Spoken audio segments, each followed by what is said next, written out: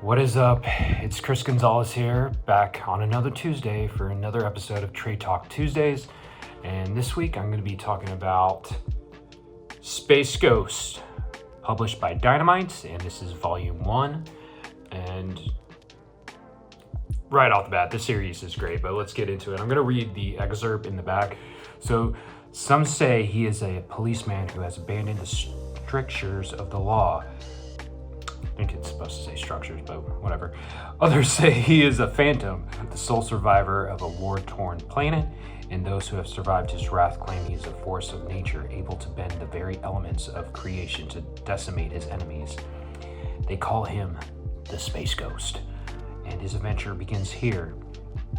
Award-winning writer David Pepose and superstar artist Johnathan kick off this action-packed series with a surprise attack on the space colony Omicron, home of the brilliant scientist Dr. Gerard Kepler and his young children Jan and Jace, as well as their pet monkey Blip. With the colony's defenses overwhelmed, all seems lost, but these ruthless pirates didn't count on the wild card that is Space Ghost. And yeah, so again, this is volume 1, and the subtitle is With Only Ghost to Comfort Us. And yeah, it collects Space Ghost number 1 through 6. And I believe it's the 2024 version or 2023. Correct me in the comments if I'm wrong. But yeah, the writer of the series is David Pepose. Again, artist is Johnathan, the colorist is Andrew Dahlhaus, the letterer is Taylor Esposito, and then Michael Cho did this cover for the trade paperback, and this is the direct market version. And I'll put up the standard cover. I think the standard cover is Francesco Mattina. And yeah, so give it a little context before I get into this. So I grew up in the 90s. My intro into Space Ghost was, I watched some of the old animated show, but what really got me into Space Ghost was the satire the talk show Space Ghost Coast to Coast.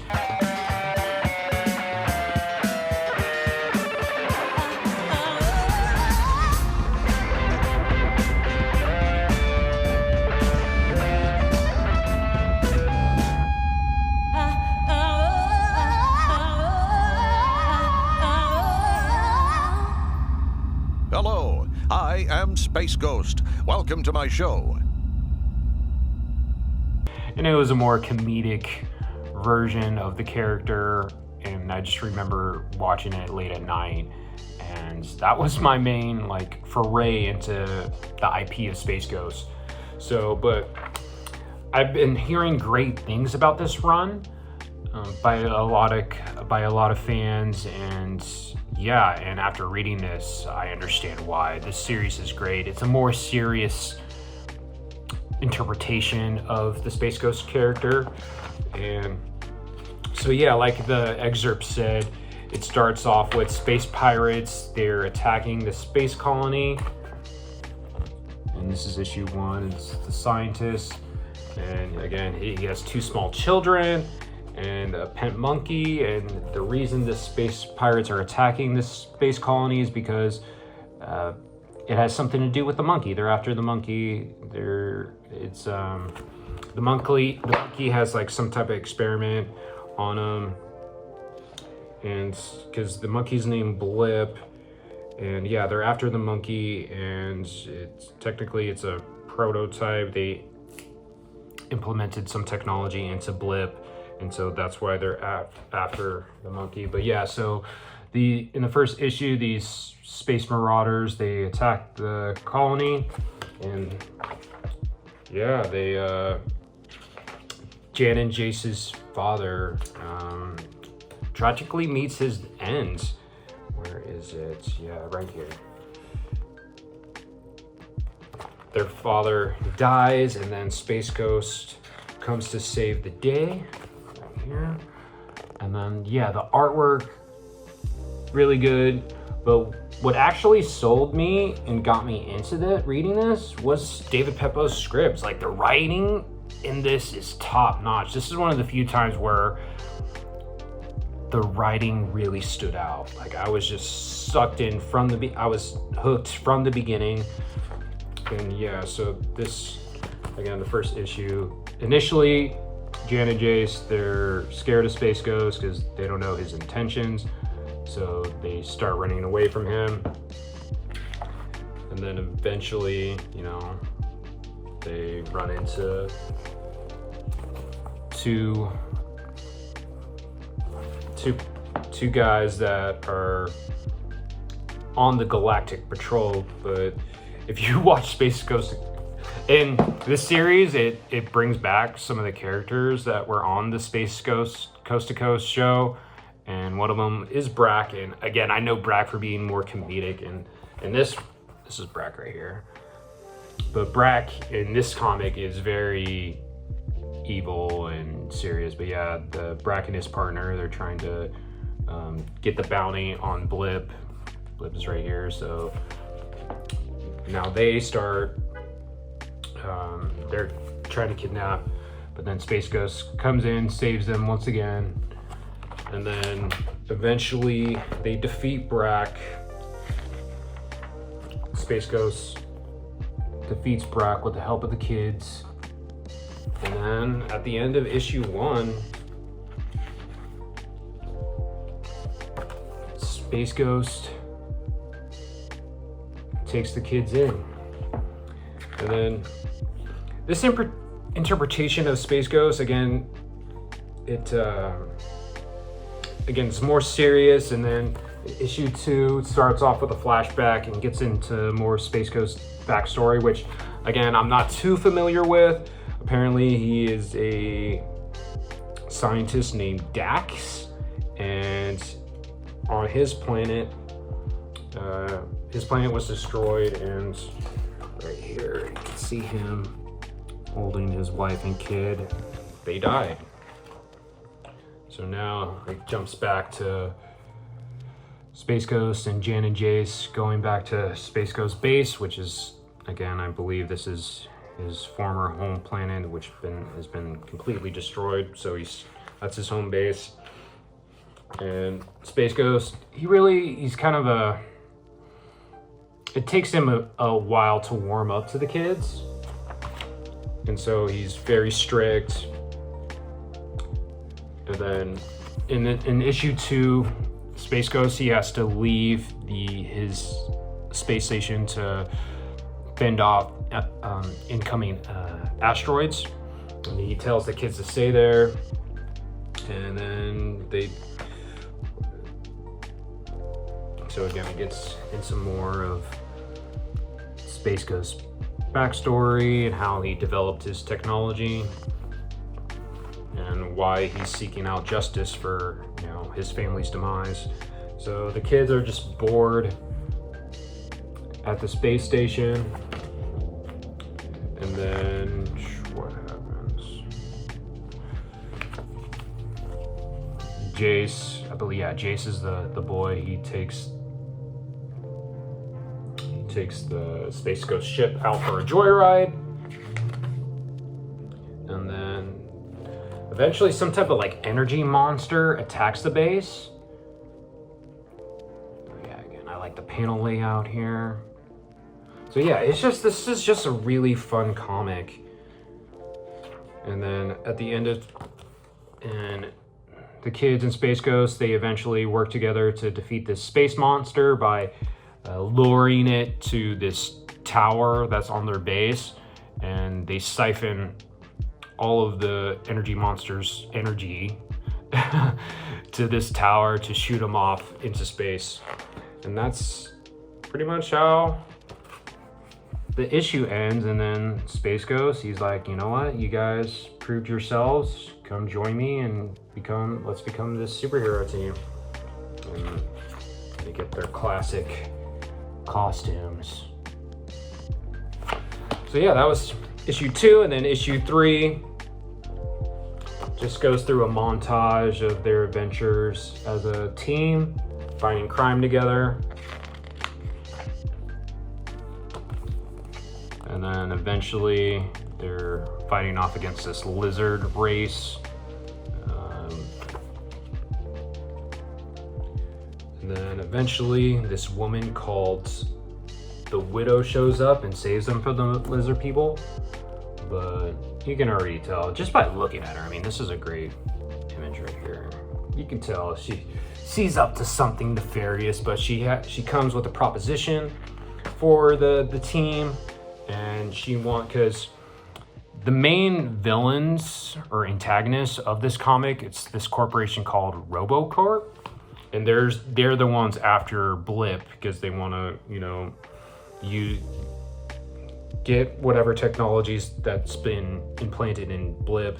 So the Widow, and I guess it's insinuated that her and Space Ghost have a past with each other, but she comes with a proposition to Space Ghost that, hey, let's infiltrate RoboCorp, steal some of their data to take them down.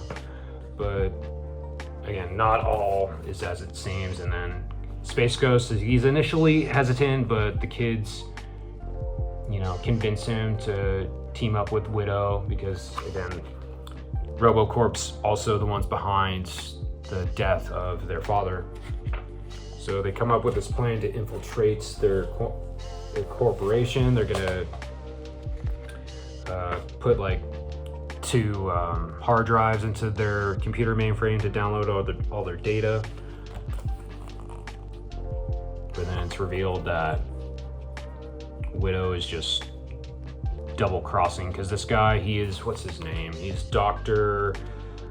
Xander Eyeball. He's the CEO of RoboCorp, and it's revealed that the Widow is actually in cahoots with him, and they're trying to lay a trap for Space Ghost. So, and then the Widow tries to convince Jan to leave Space Ghost and her brother,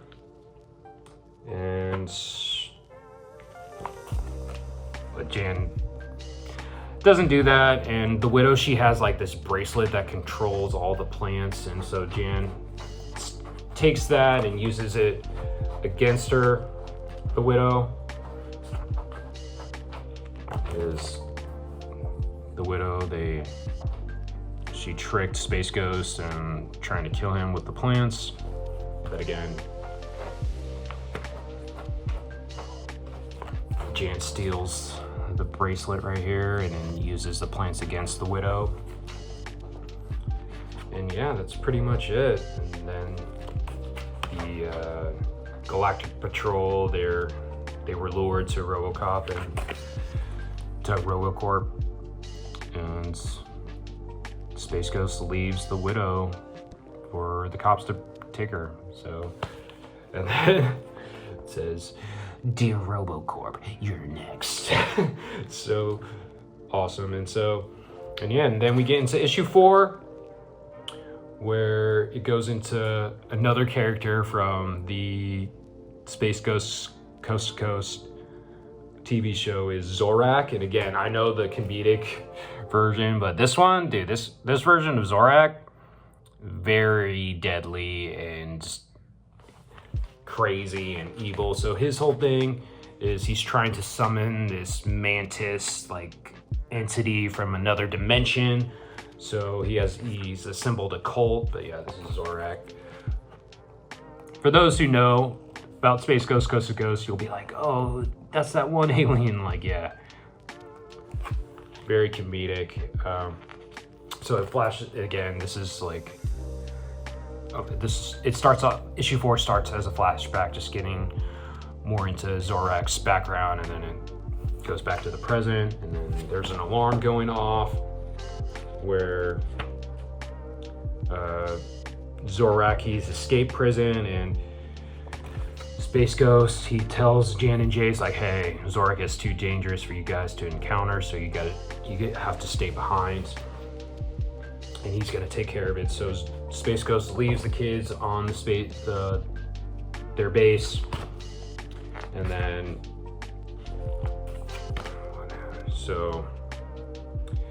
Space Ghost starts to investigate Zorak's old base, and then eventually Space Ghost runs into this giant robot who is programmed to follow Zorak and his ideologies.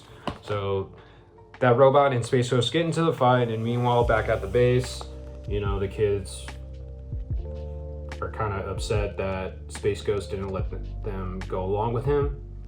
But then they receive this message from the planet Grax 3 from these workers, and yeah, they're hailing the Galactic Patrol because their facility is getting attacked. So the kids take it into their own hands, and they go into a ship that they made themselves. And meanwhile, Space Ghost, he's still fighting the robot. And again, the artwork, really good, really energetic. And so again, Space Ghost continues to fight the robot. And on Grax 3, it is revealed that Zorak is actually there. He's the one that's attacking the base, and he's using they have this machine called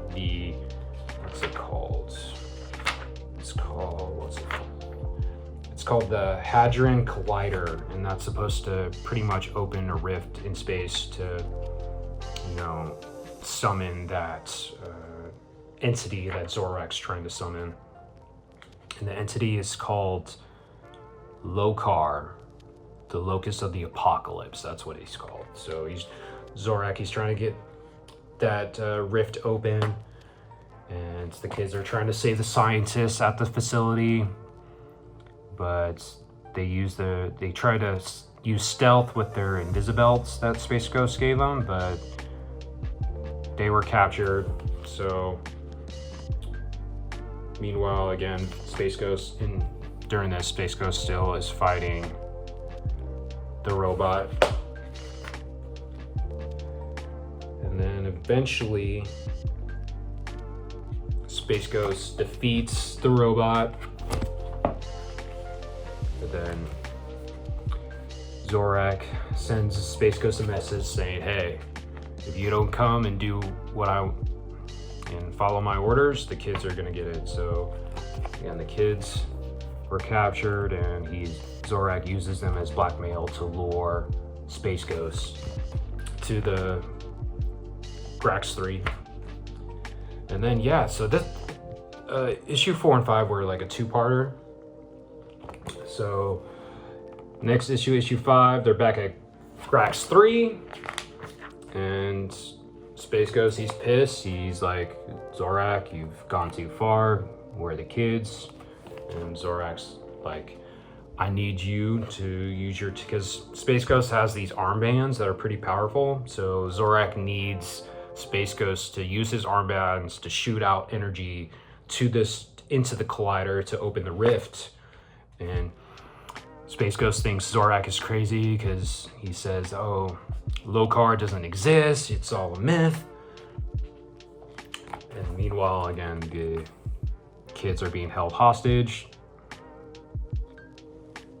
Yeah, the script is just really good. So this is the collider, and so Space Ghost has to shoot like in the middle of this to get the rift open. And eventually, Space Ghost, he agrees. He shoots his beams into the collider. Yeah, Zorak, he's like, yes, more power, more. I'm gonna insert that Palpatine clip.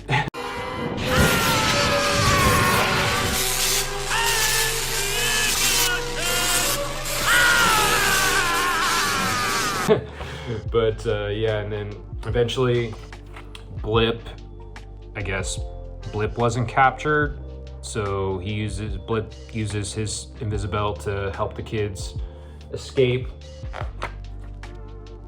And then the kids help Space Ghost, and he realizes they're still alive, but it's too late. what was it? Lokar, yeah, Lokar. Lokar is real, so Lokar starts to get through the rift, and yeah, Lokar and his army of locusts start to get through the rift, and yeah, they close the rift. They prevent Lokar from escaping,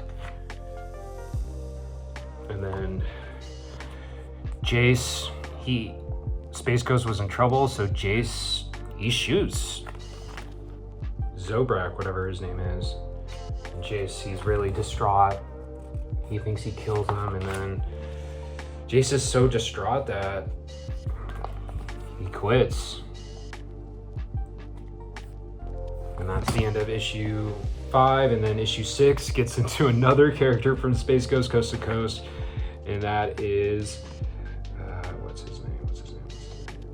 Moltron. Yeah, Moltar. Moltar is his name. So CEO of RoboCorp gets in contact with Moltar,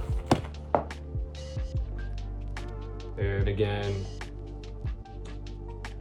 he uses, because Moltar, he has a vendetta against this corporation called Contra Industries, and he hires Moltar to obtain some lucidium crystals that it's grown in their facilities. So yeah, he goes with the deal, and so this whole issue is about Moltar. He attacks this facility, and then it also follows up with Jace. He's writing in his journal about how ever since he quit the team, Space Ghost has been acting differently against him. He feels that Space Ghost is disappointed in him. And so yeah, he's just down in the dumps, and he feels like when he keeps thinking about that moment he shot Zorak, he just felt really guilty about taking a life. And so this whole issue is just about Jace getting his confidence back and rejoining the team. And Jan tries to cheer him up by joking, but he's still feeling sad. And then Jan shows him the modifications that Space Ghost and her made to the ship, but since Jace is like the tech guy, they still didn't get this cannon to work. So Jan's like, hey, it would be great if you helped modify this cannon so it can work. And so again, now Moltar, he attacks the Contra Industries, and then Space Ghost, they eventually intercept them, and then Space Ghost tells Jace to stay in the ship. And then yeah, so Moltar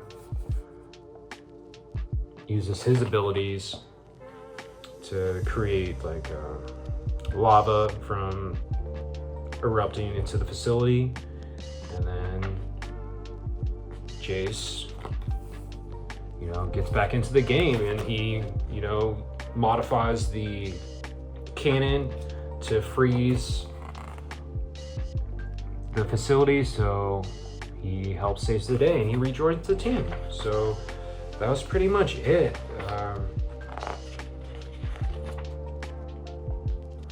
This is the last image of issue 6. So yeah, that was it. Jace rejoins the team and they're back. So yeah, I really enjoyed. This was a really fun read, and I was surprised on how much I really enjoyed this. So for those who were praising this book, I understand why now. I believe there is a second trade coming out pretty soon. It was supposed to come out earlier this year, but with the whole thing with Diamond becoming bankrupt, they were holding on to a lot of Dynamite's books. So I think That's why it hasn't been released yet, but I think it's coming out later this month, but we'll see. I hope it does. And they also relaunched, the same creative team, I think, relaunched another volume of this. So there's a current ongoing, so I definitely recommend that. I'll have to, hopefully it comes out in trade, but we'll see. But definitely recommend this, Space Ghost Volume 1 by David Pepose and Johnathan Lau. Again, this is called With Only Ghosts to Comfort Us. And yeah, very, very fun read. Definitely recommended. So yeah, that was it. Thank you for watching. And this has been another episode of Trade Talk Tuesdays. Next week, it will be another surprise because I'm not sure what I'm going to read next. So be on the lookout for that. And yeah, just like, comment, subscribe if you haven't. And yeah, let me know what your thoughts on if you read this series. And yeah, thank you for watching again. Appreciate it. Peace out.